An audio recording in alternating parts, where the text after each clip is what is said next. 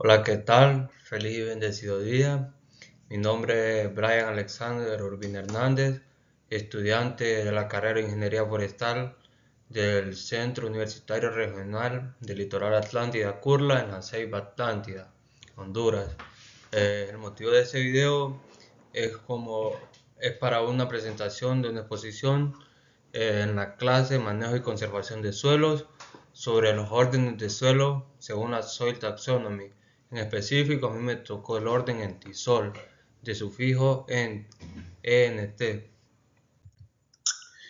Como objetivos de la presentación es organizar el conocimiento sobre el suelo para permitir una investigación y comunicación lógica.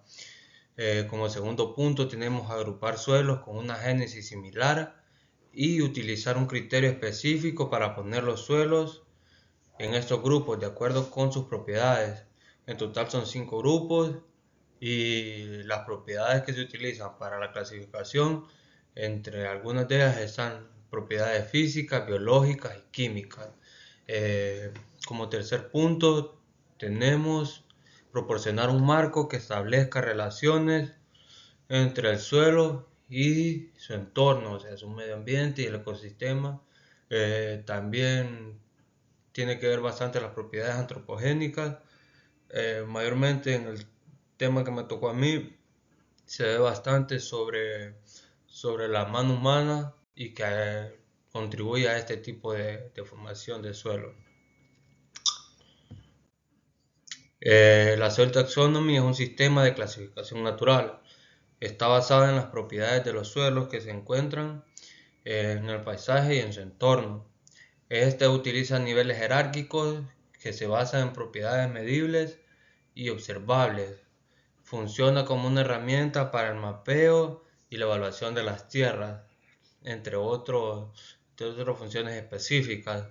Entrando más en materia y con el tema que me toca a mí, son los suelos más jóvenes que podemos encontrar sobre la superficie terrestre y según la Soil Taxonomy están nombrados como entisoles, que ocupan una superficie de 21,14 millones de kilómetros cuadrados en la superficie terrestre.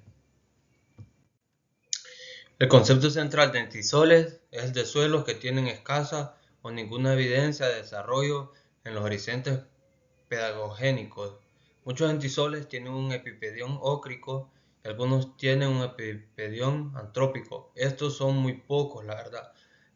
Pero la verdad que son muy poco visibles este tipo de rasgos. Pero que a su vez el más marcado es el ócrico y no es en todo no en toda subclase de entisoles. Estos son arenosos o muy superficiales. En su mayoría no superan los 50 centímetros de profundidad. Por eso es que dice que son muy superficiales. Esto lo veremos más adelante, pero para ir entrando en detalle, más que todo es por el material paradental y la roca madre, que al no estar del todo desarrollados, o ser suelos muy jóvenes, eh, todavía tienen la roca madre y el material parental, no han sufrido ese proceso de descomposición o ese proceso de transformación en un suelo tal vez rico en minerales o suelo fértil.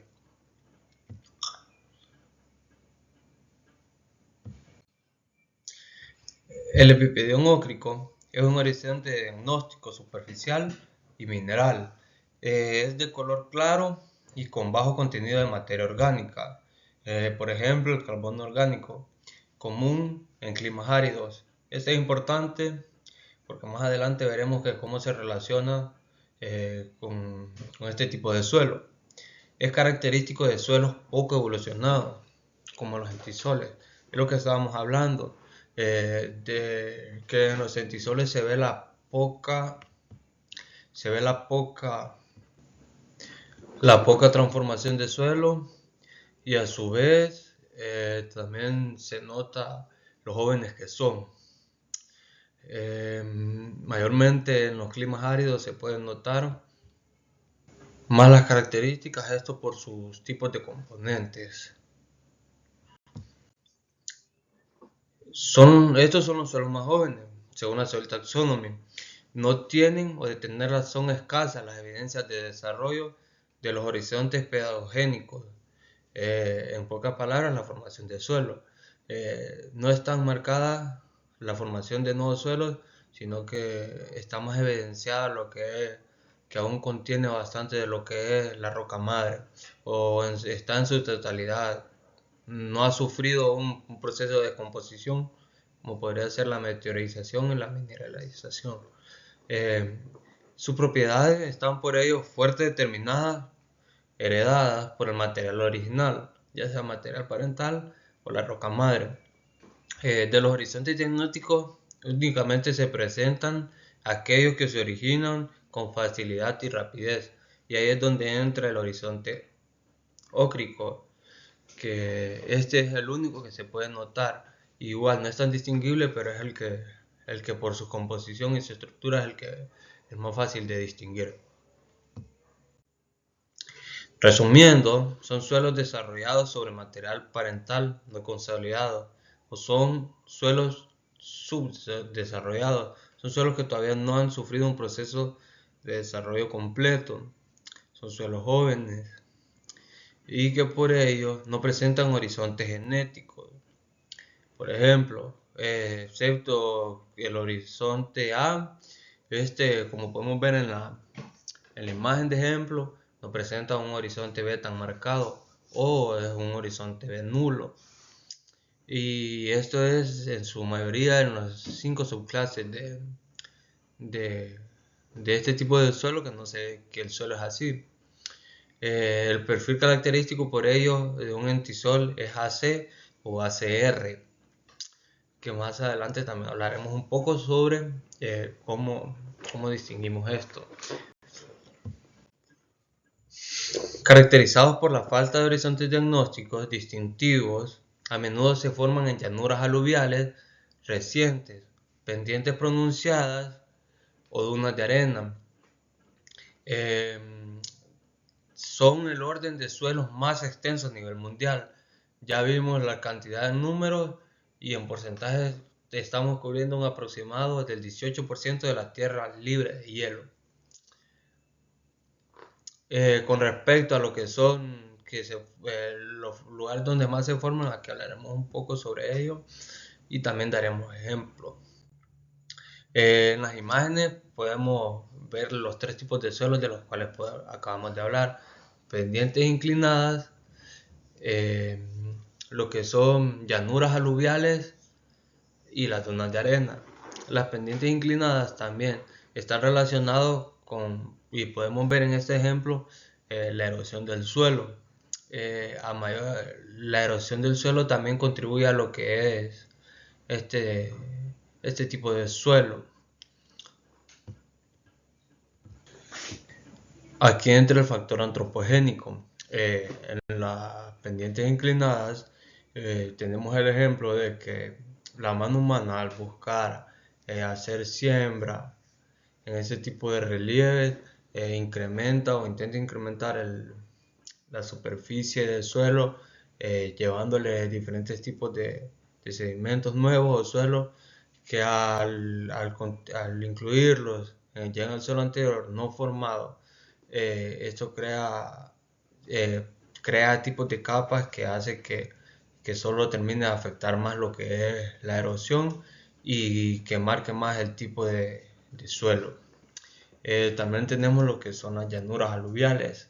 Aquí principalmente no solo cuenta como llanura aluvial, sino que también está el ejemplo de que toda zona a la que está contigua a los ríos y que cuando crece lo que es la afluencia de agua, esto hace que debilite también un poco el terreno.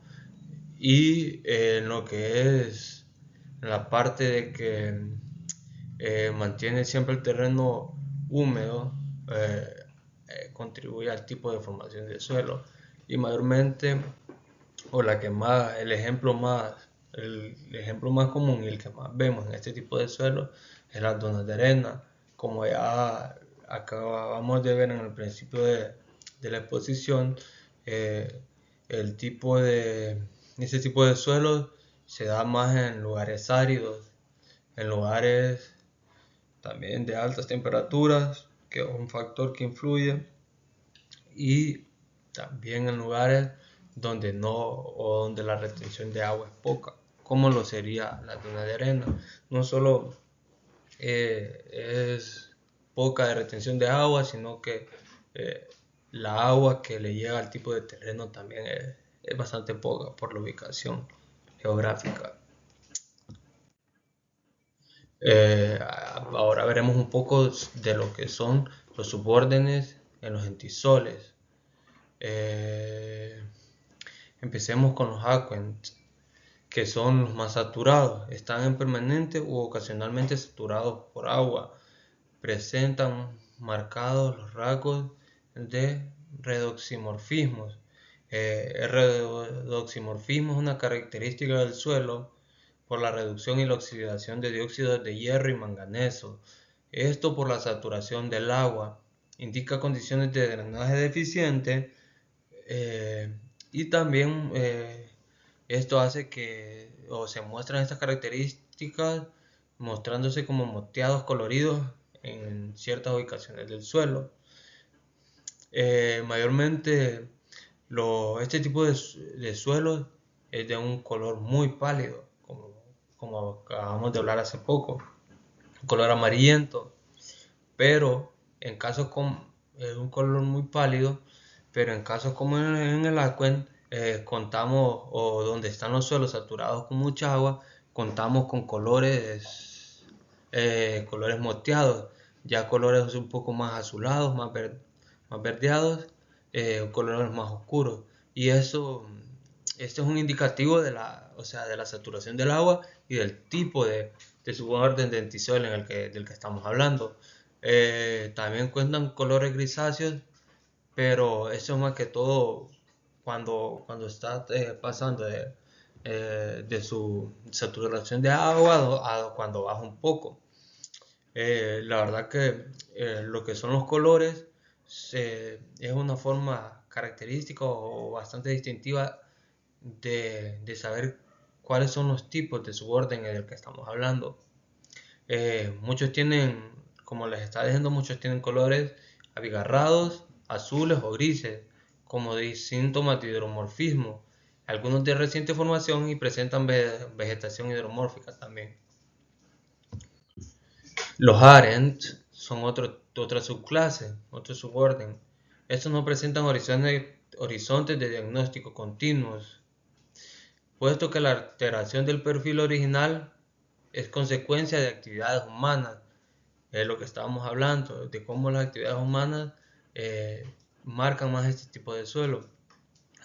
Actividades como el laboreo, el levantamiento de horizontes petrocálcicos. El siguiente es el Samens. Son arenosos, de una textura franco-arenosa o más grosera, o sea, más gruesa. Algunos se han formado en dunas de arena, lo que estamos hablando, que comúnmente o mayormente este tipo de suelo, de los entisoles, lo encontramos en las dunas de arena, en lugares áridos, perdón, donde predomina más lo que es la arena, o bien material parental arenoso. En ocasiones se formaron de la alteración física en areniscas de roca madre. Estos tienen una baja capacidad de la retención de agua y por su composición son suelos poco fértiles. Mayormente